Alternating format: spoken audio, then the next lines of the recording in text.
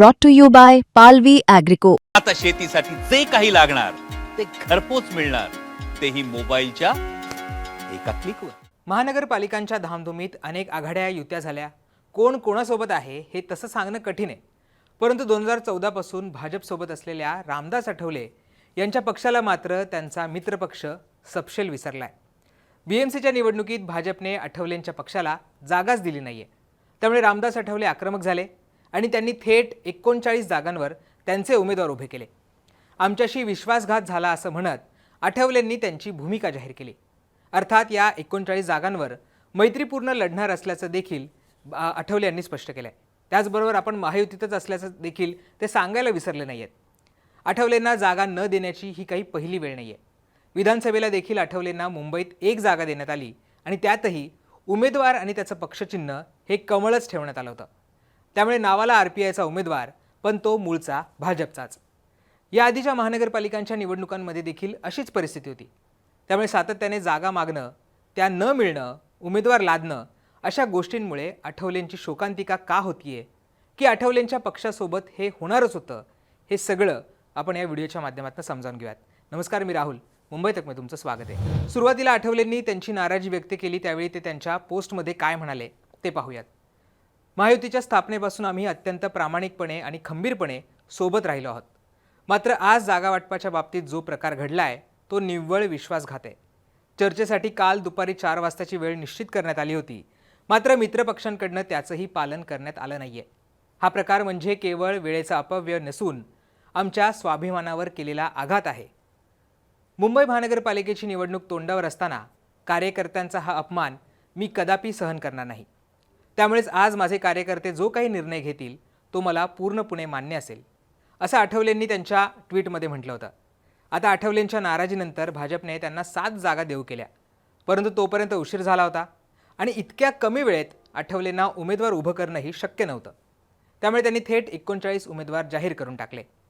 आमची महायुती आहे असं जेव्हा सत्ताधारी म्हणत असतात तेव्हा नेहमी आरपीआयचा देखील त्यात उल्लेख केला जातो.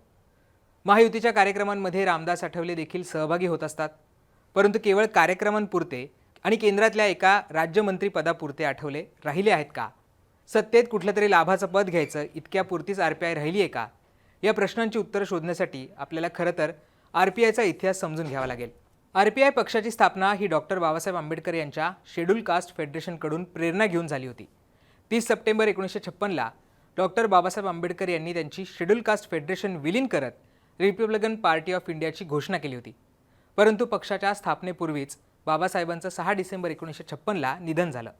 त्यानंतर बाबासाहेबांच्या अनुयायांनी त्यांची घोषणा सत्यात उतरवायचा निर्णय घेतला आणि रिपब्लिकन पार्टी ऑफ इंडियाची 3 ऑक्टोबर 1957ला स्थापना केली. 1957ला झालेल्या निवडणुकीत पक्षाच्या पहिल्याच निवडणुकीत 6 खासदार निवडून आले होते. पक्षाची सर्वात मोठं यश म्हणून याकडे पाहिलं जातं. पण पुढे पक्षात झालेल्या घडामोडींमुळे आरपीआयची अनेक शकलं पडली. या सगळ्यामध्ये आठवलेंचा गट हा राज्याच्या राजकारणात प्रभावशाली राहिला. 1998 आणि 1999च्या निवडणुकीत मुंबईतील उत्तर मध्य या मतदारसंघातनं रामदास आठवले खासदार म्हणून निवडून आले. त्यानंतर ते पंढरपूरमधून देखील लोकसभेत गेले. पुढे त्यांना पराभवाला सामोरं जावं लागलं. सुरुवातीला UPA सोबत असलेले रामदास आठवले पुढे 2014 पासून भाजपच्या NDA सोबत गेले. त्यानंतर सातत्याने त्यांना केंद्रात राज्यमंत्रीपद देण्यात आलं. सध्या रामदास आठवले यांना जागांसाठी भाजपकडे मागणी करावी लागत आहे. परंतु एक काळ असा होता की आंबेडकर चळवळीचे नेते असलेले PT बोराळे हे मुंबईचे महापौर राहिलेले आहेत. 1959 ते 1960 या काळात त्यांनी मुंबईचं महापौर म्हणून काम पाहिलंय.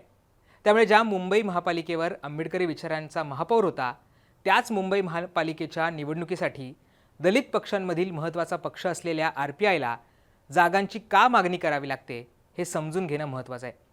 या सगळ्याबाबत बोलताना इंडिया टुडे मॅगझिनचे senior associate editor Dhaval Kulkarni म्हणतात, बाबासाहेबांनी जेव्हा स्वतंत्र मजूर पक्षाची स्थापना केली त्यावेळी त्यांनी मजुरांचे, शेतकऱ्यांचे प्रश्न मांडले होते.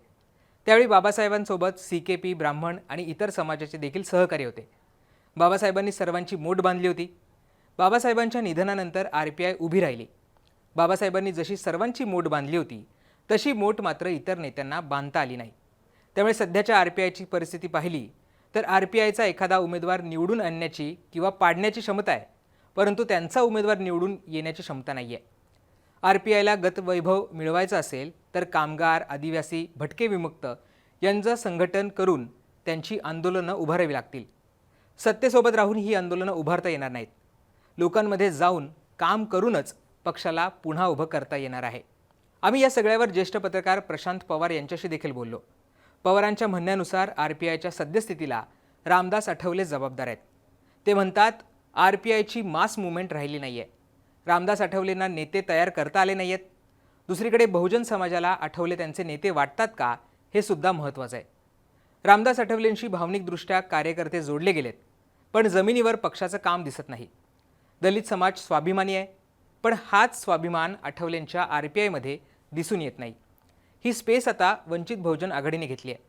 त्यामुळे RPIला त्यांची स्पेस तयार करायची असेल तर त्यांना शून्यापासून सुरुवात करावी लागेल.